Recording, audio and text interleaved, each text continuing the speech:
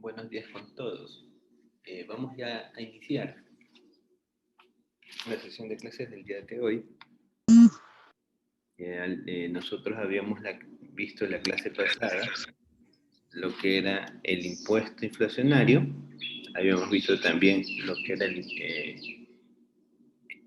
el señoriaje. Habíamos visto lo que es la inflación anticipada y la inflación no anticipada y cuáles son los efectos que tienen esto sobre las economías. Recordemos que el impuesto inflacionario no es nada más que el costo que paga la sociedad por los déficits que poseen las economías y que son financiadas a través de emisión de dinero. Entonces, eso es lo que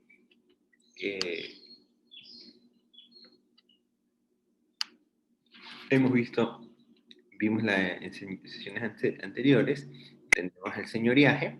El señoriaje era sencillamente cuando el gobierno emitía dinero en un sistema de tipo de cambio fijo y por los efectos del señoriaje relacionados al poder del tipo de cambio, o sencillamente porque nuestra moneda es apetecida en el exterior, entonces no se generaba inflación. Aumentaba la producción, pero no necesariamente aumentaba, no se iba a generar inflación. Entonces, un señoriaje se ocurre cuando hay emisión de dinero, pero no hay aumento de precios. Eso es el señoriaje. Y veíamos la sinergia que existen entre los dos elementos. De igual manera, conversábamos acerca de lo que era la inflación anticipada. Veíamos que dentro de la economía, cada uno de los elementos que la componen, recuerden que dentro de la economía tenemos lo que son las familias, tenemos lo que son el gobierno como tal, las empresas, y obviamente también el resto del mundo, ¿no? Pero principalmente se va a dar entre los hogares y las empresas, de que hay una escalada de la inflación y por obvio motivo la inflación no se puede anticipar. Entonces, nosotros vemos que la inflación la inflación anticipada es que los entes de la economía pueden prever cuánto va a ser el nivel de inflación y ajustan automáticamente sus precios, ¿no? Para cada uno de los efectos que se manejan dentro de la economía. Todos los agentes ajustan sus precios automáticamente. Esto se puede hacer cuando hay cierta estabilidad dentro del sistema económico de una economía. En cambio, cuando nosotros nos encontramos con sistemas económicos que ya poseen ciertos niveles de inflación, donde existen altos niveles de inflación, entonces es un poco más impredecible tratar de interpretar qué va a pasar con el tipo con la inflación, ¿no? Entonces muchas veces se hacen pronósticos de que la inflación va a ser de X%, se planifica en función a estos niveles y al final los niveles inflacionarios no son lo que se esperaban, son menores o son mayores. Entonces ahí va a haber un intercambio de recursos, es decir, por un lado puede ganar el deudor o el acreedor. Entonces depende muchas veces del tipo de cambio. Ya vemos que como son a niveles de préstamo, por un lado hay que pagar impuestos y por otro lado está el pago del crédito como tal. Entonces, eso constituye un beneficio que el uno lo absorbe y el otro lo tiene que asumir. El día de hoy ya vamos a continuar con la unidad 3.4, lo que es el acuerdo de Bretton Woods. ¿Sí? Como ya veo que se estabilizó el ingreso de los compañeros, entonces voy a proceder a tomar la asistencia. Entonces, para que estén atentos, por favor, a la asistencia. Voy a cargar el archivo y comenzamos con la asistencia. Así que, por favor, atención a la lista.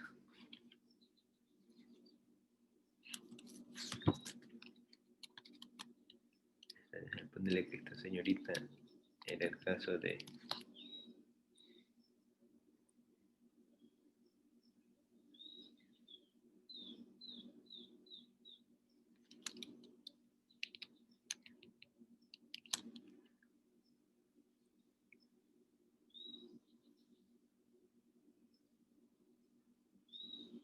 Ya.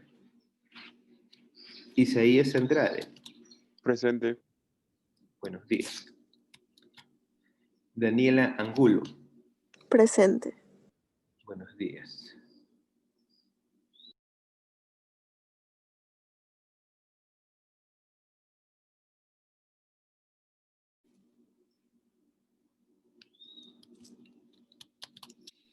Diana Aragundi. Presente. Buenos días. Evelyn Arias. Presente. Buenos días. Rosa Brito. Buenos días, profesor presente. Buenos días. Ashley Chica. Buenos días, profe. Presente. Buenos días. Mercedes Cuello. Buenos días, profe. Presente. Buenos días. Evelyn Cuadro. Presente, buenos días, profesor. Buenos días. Maybe Guaranda. Presente. Buenos días. Lilibet Leighton. Presente. Buenos días. Jorman Limones. Buenos días, profe. Presente. Buenos días. Iltek Loor. Presente. Buenos días. Daisy Medina. Presente, profe. Buenos días. Buenos días. Cristi Mendoza.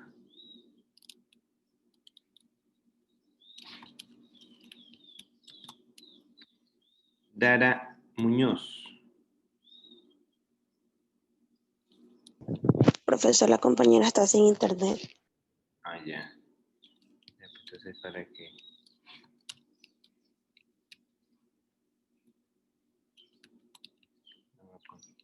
¿Qué es desde ayer? Sí, desde ayer.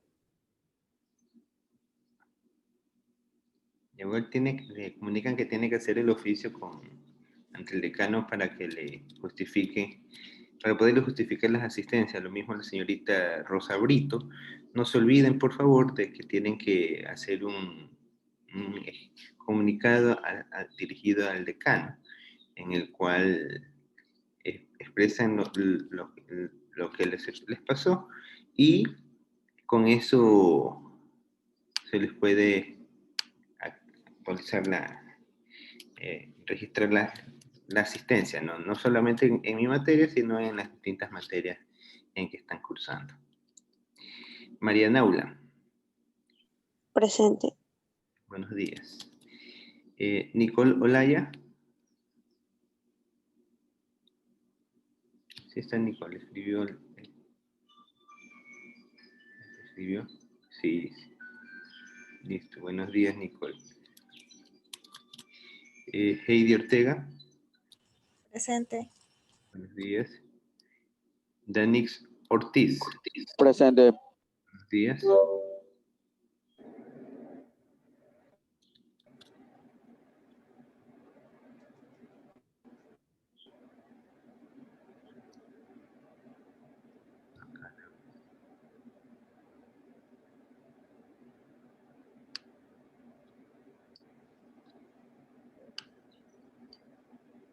Dayana Párraga. Presente. Buenos días.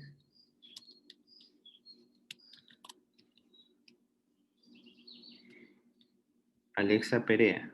Presente. Buenos días. Buenos días, profe. Rivera. Presente. Buenos días. María Rubio. Presente. Buenos días. Leslie Sánchez.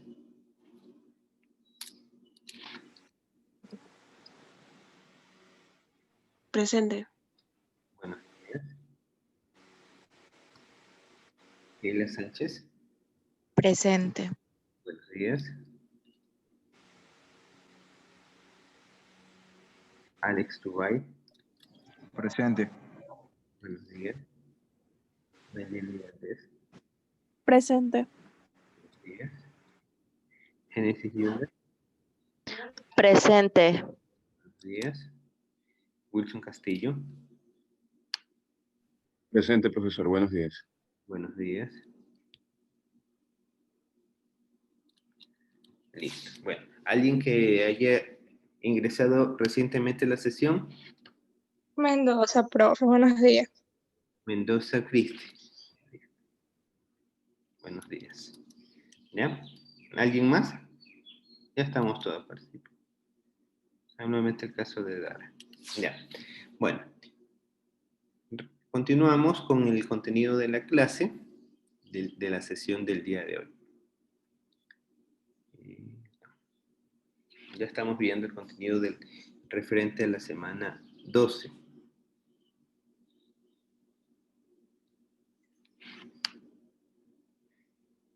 Disculpen que no, antes que nada, disculpen que no les he podido cargar el material. El día de mañana ya, el día de mañana ya tienen actualizado. Lo mismo en las tareas, una vez que ya les, prácticamente al final de cada actividad, de cada unidad van a encontrar una actividad, por lo menos por cada semana del contenido de las materias que estamos viendo, van a tener una actividad. Entonces yo lo que voy a hacer es darle por lo menos unos 3 días para que realicen cada tarea. Entonces van a tener espaciado, ¿no? Para que puedan ustedes realizar los distintos temas. Con respecto al trabajo de investigación, si bien es cierto, todavía no les he cargado qué es lo que tienen que hacer con respecto al trabajo de investigación, pero recuerden que el trabajo de investigación fue anunciado prácticamente desde la presentación del sílabus y está presente en el contenido del sílabus. Ustedes ya también tienen los temas. Las instrucciones son básicamente las mismas del trabajo de investigación que hicieron en el primer parcial. Entonces, eso es para que lo mantengan, para que lo tengan presente, ¿no? Ya cualquier inquietud que tengan respecto al tema, miren que ya estamos viendo algunos aspectos relacionados a lo que es política económica. Hemos visto lo que es el manejo de la inflación, el concepto de inflación. Hemos estudiado ya prácticamente estamos terminando la unidad 3. Ya vamos a empezar a ver lo que es la unidad 4. Entonces, ya en la siguiente sesión ya conversamos. Igual voy a destinar parte del tiempo de la sesión para conversar acerca del trabajo de investigación, de los rubros que se van a evaluar, ¿no? De igual manera que en el primer parcial se va a verificar el nivel de plagio.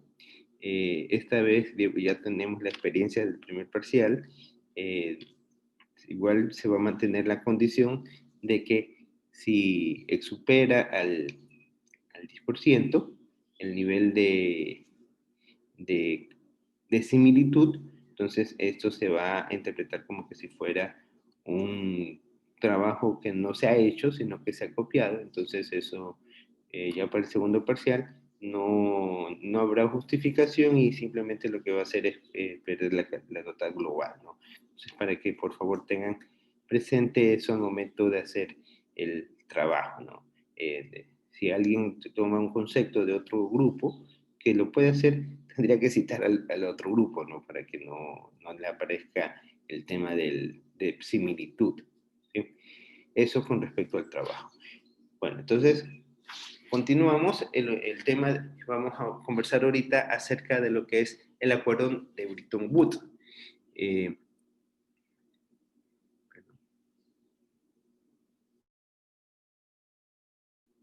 Vamos a ver lo que es el acuerdo de Bretton Woods. El objetivo es aprender los aspectos históricos que llevan al manejo del sistema monetario internacional actual. Ya nosotros un poco conversamos acerca de esto en el primer parcial, cuando hablábamos del esquema del patrón oro, conversamos un poquito acerca de historia, veíamos que después del sistema de patrón oro pasábamos nosotros a manejar un esquema de tipo basado ya no en el oro, sino basado en divisas, en este caso el dólar, ¿no? El objetivo va a ser, como les dije, aprender los objetivos históricos que llevan al manejo del sistema monetario internacional actual. Sabemos que actualmente, estamos acá, estamos pasando. El TEBA, esto lo encuentra principalmente en Sachs y Larraín, ¿no? En Dolus no menciona mucho al respecto, Blas tampoco menciona mucho al respecto, Barro muy poco. Entonces esto lo encuentran principalmente en Sachs, lo que es el acuerdo de Bretton Woods. Ya habíamos mencionado, estamos recordando de que cuando fue la Primera Guerra Mundial, comenzaron a cambiar las relaciones comerciales entre las distintas naciones. Inicialmente todo estaba basado en el patrón oro, y quien mantenía las reservas de oro era en este caso Estados Unidos. Como después de la Primera Guerra Mundial hubieron grandes consecuencias económicas, entonces comenzó el inicio del fin del uso del patrón oro, porque ya algunas economías para financiar su guerra necesitaban más recursos, necesitaban más dinero. Entonces, tener respaldado el dinero en oro no resultaba suficiente para mantener sus niveles de producción y poder cubrir con la demanda de dinero que se daba internamente. Entonces, el oro que existía no abastecía para cubrir estas necesidades. Entonces, fueron de alguna manera algunas economías comenzaron a devaluar su moneda con respecto al oro, es decir, comenzaron a dar algunos países, bueno, si yo por una moneda de oro, por un gramo de oro te doy una unidad de mi moneda, ahora va a ser que esa misma moneda va a sustentar no a 2, sino a 4 papeles de mi moneda, ¿no? Entonces, eso con el pasar del tiempo se dieron cuenta de que daban menos oro por la misma cantidad de dinero, entonces comenzó a generar problemas de economía. Obviamente comenzó a generar problemas de inflación dentro de la guerra, si bien siempre por el tema de la necesidad de cubrir los gastos que están relacionados a la guerra. Recuerden que cuando hay una guerra hay toda una cadena logística relacionada a lo que son los sistemas productivos. Tenemos que primero desplazar a enorme cantidad de personas, tenemos que desplazar material bélico para los combates, tenemos que darle sustento a las personas que se encuentran combatiendo, como es alimento, agua, cubrir sus necesidades básicas, así sea de manera mínima. Entonces hay que ofrecerles recursos, que el material bélico como tal, desplazar el material bélico. Entonces eso involucra una demanda de recursos fenomenal que involucra una guerra. Entonces, y obviamente la cantidad de oro es el equivalente a las reservas monetarias. No había suficiente oro, comenzaron a haber mayor emisión de recursos, es decir, más papel moneda respaldado por el mismo oro, y esto comenzó a debilitar a las economías. Entonces, con la Primera Guerra Mundial, muchas economías se vieron obligados, especialmente Alemania, por eso es que se dio la Segunda Guerra Mundial después, por el resentimiento de los alemanes. Bueno, eso es otra historia. Entonces, con este resultado, comenzaron muchos países a renunciar al esquema de patrón oro y comenzaron a ver algunos problemas de economía mundial. Después de esto también vino el problema de la Gran Depresión que se dio en Estados Unidos, en donde Estados Unidos obviamente comenzó a tener problemas de producción. Simplemente nadie quería producir, o sea, cualquiera que producía no podía vender, la economía estaba totalmente reprimida. Y estalla la Segunda Guerra Mundial. Entonces, con lo que estalla la Segunda Guerra Mundial, ya sencillamente mantener el sistema, porque ya todos los países del mundo comenzaron a ver el problema de que no podían sustentar sus recursos en el oro, sino que iban a tener problemas de inflación. Entonces, ¿qué es lo que hacen acuerdo. En 1944, en plena guerra, en pleno conflicto de la Segunda Guerra Mundial, o bien dicho, ya cuando estaba a la postre de caer la guerra, de terminar la guerra, esto ya fue casi a términos de la Segunda Guerra Mundial, los monetaristas se reorganizan. ¿Qué significa? Que todas las naciones que tienen, o sea, los países hegemónicos principalmente, con Estados Unidos, lo que es Inglaterra, perdón, Reino Unido, lo que es todos los países que conforman los 4G, y los demás países que conforman parte de la ONU, se reúnen y plantean soluciones para tratar de mantener el valor de cada una de las monedas, y también tratan de ver un mecanismo que permita a que la principal potencia, que en ese entonces era la menos golpeada, que fue Estados Unidos. Como ustedes saben, Estados Unidos en primera mano no intervenía en la guerra, sino que inicialmente la guerra se dio en Europa, prácticamente Alemania, que comenzó a invadir a todos los alrededores y se había tomado prácticamente toda Europa. De alguna manera también habían influenciado las fuerzas, el Partido Comunista Alemán, que había llegado a Cuba, había llegado también a Perú, que invadió Ecuador. Entonces todos eran, en el mundo todos peleaban con todos, y estaba claro de que los países iban a tener debilitados sus sistemas económicos, iban a tener altos niveles de inflación, o en este caso iban a haber países que no tenían sistemas productivos. Entonces algo había que hacer para tratar de ayudar o incentivar este crecimiento, o estos problemas relacionados a la falta de recursos de los países que estuvieron en guerra. Entonces, en el momento que se unen estos países, llegan a un acuerdo que se llama Bretton Woods, porque fue un lugar en el cual se hizo el acuerdo. Entonces, ¿qué es lo que pasó aquí? Definen de que ya no se va a manejar oficialmente al oro como un patrón de reserva, sino que se veía cuánto costaba una onza de oro en aquel momento. En aquel momento se observó de que la onza de dólar estaba, perdón, una onza de oro costaba $35. Entonces dijeron, bueno, vamos a dejar congelado el precio del oro.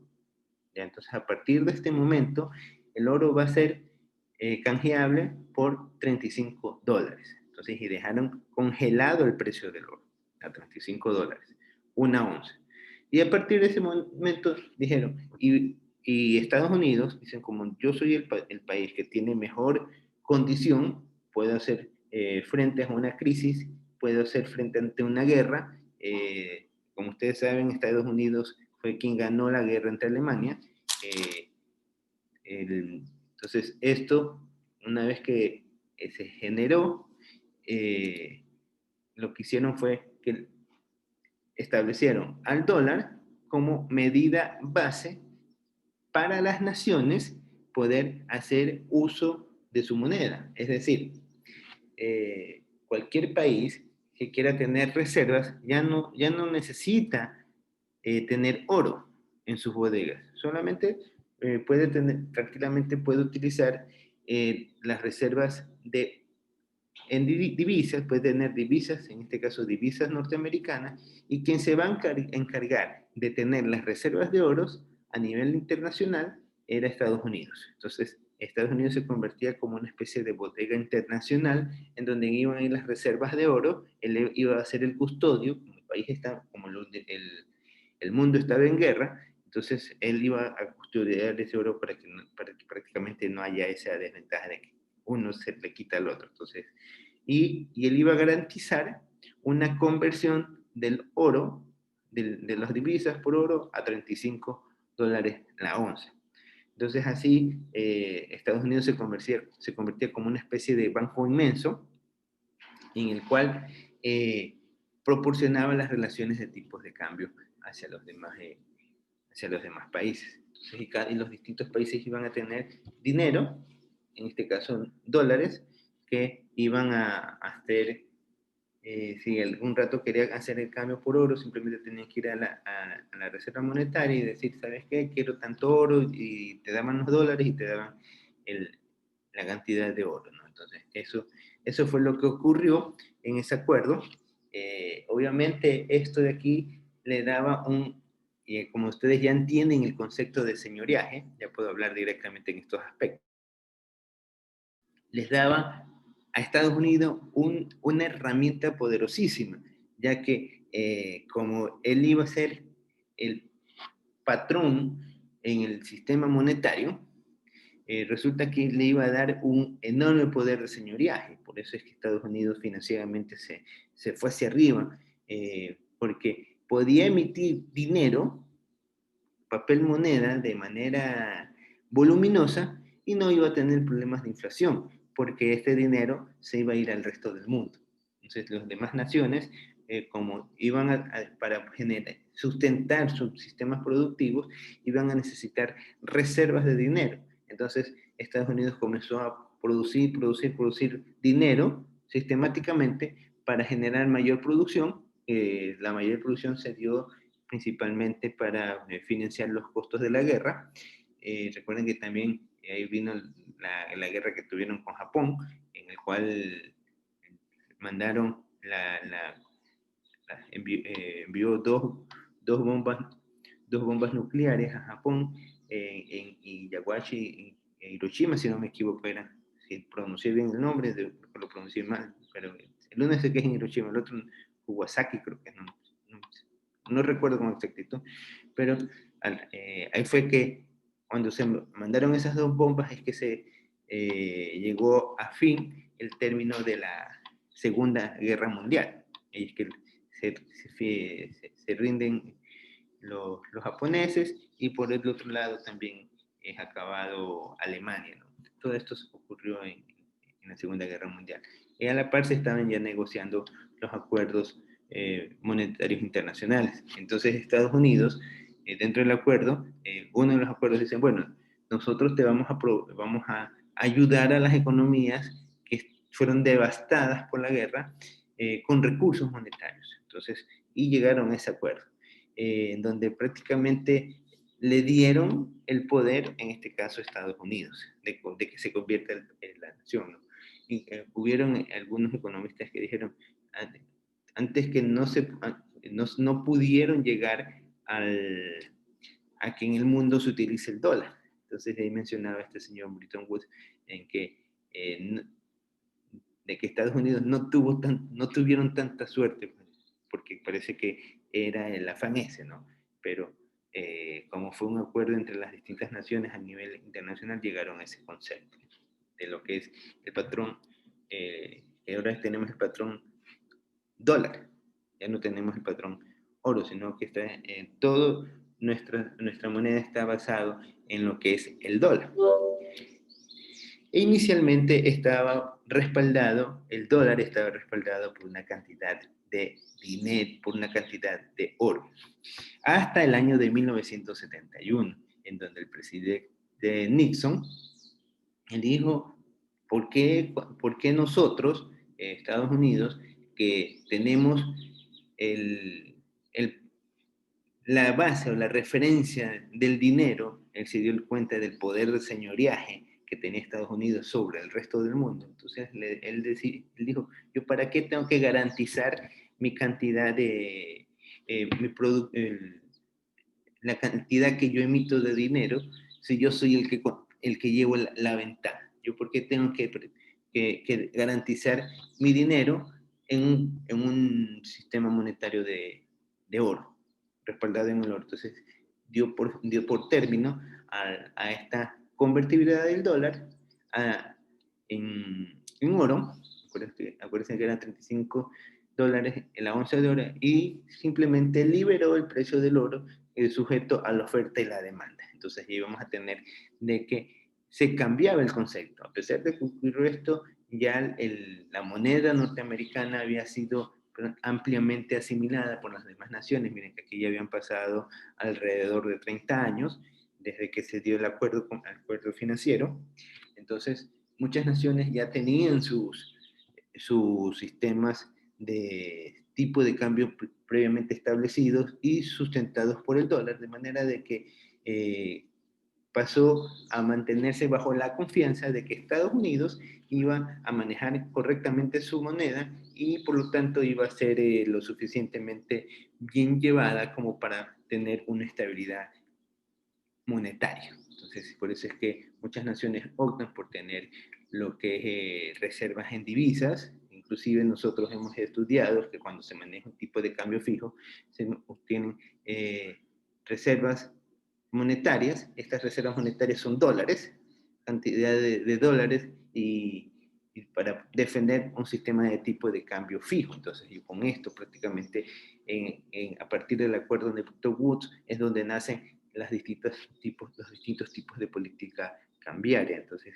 con esto se da surgimiento posteriormente, en el año 1971, lo que son los tipos de cambio fijo, tipo de cambio variable, y los distintos tipos de cambios que existen para poder hacer herramienta económica a través de la paridad cambiaria. Lo que les mencionaba, distintas naciones establecen sus tipos de cambio fijo. Hay quienes dicen, yo voy a defender mi valor de moneda con respecto al dólar.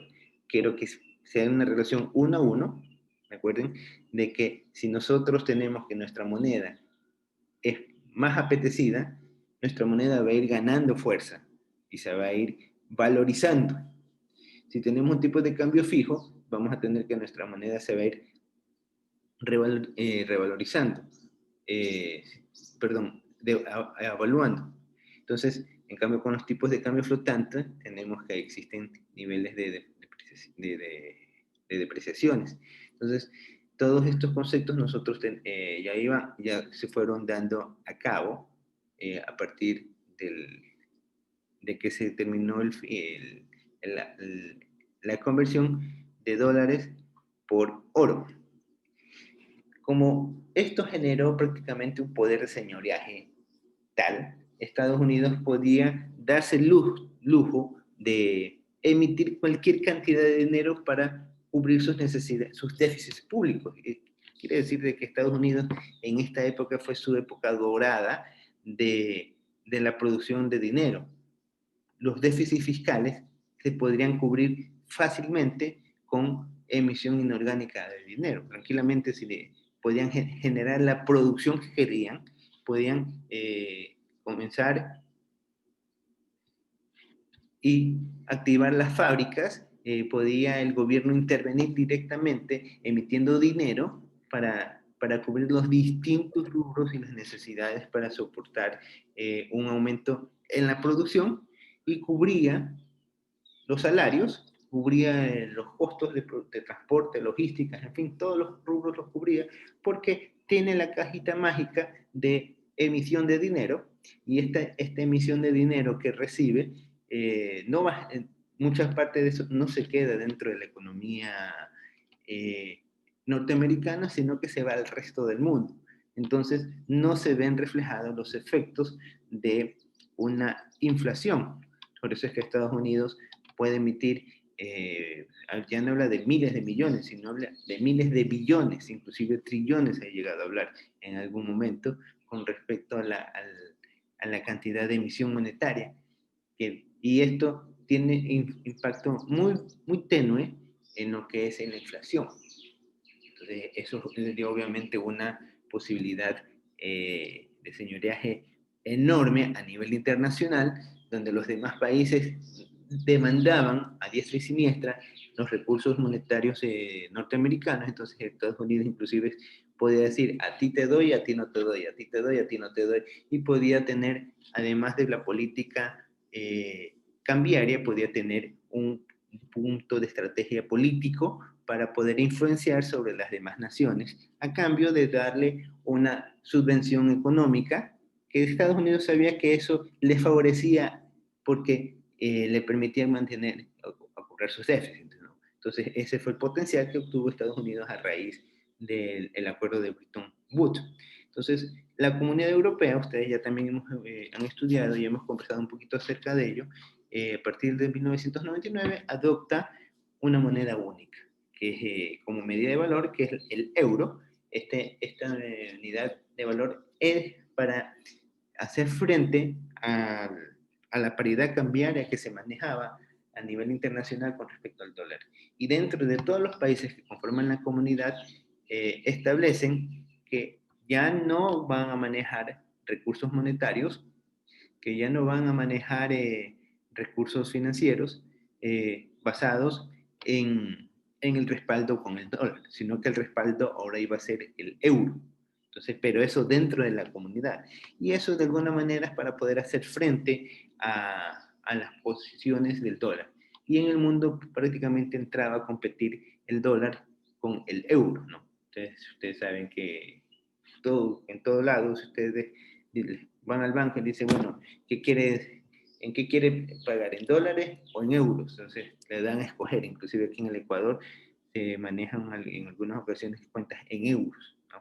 Entonces, los bancos manejan de manera paralela un sistema monetario a través del euro. Entonces, ustedes pueden tener una cuenta de ahorros en euros, ¿no? Obviamente tienen ciertos costos, pero lo pueden hacer, ¿no? Es lo que en algún momento se dio con el dólar cuando teníamos sucre. Entonces, eran sucres y ustedes podían sacar sus cuentas de ahorros en dólares. Entonces, de ahí después poco a poco se fue dolarizando cuando fue los problemas de recesión que llegaron hasta el año del 99.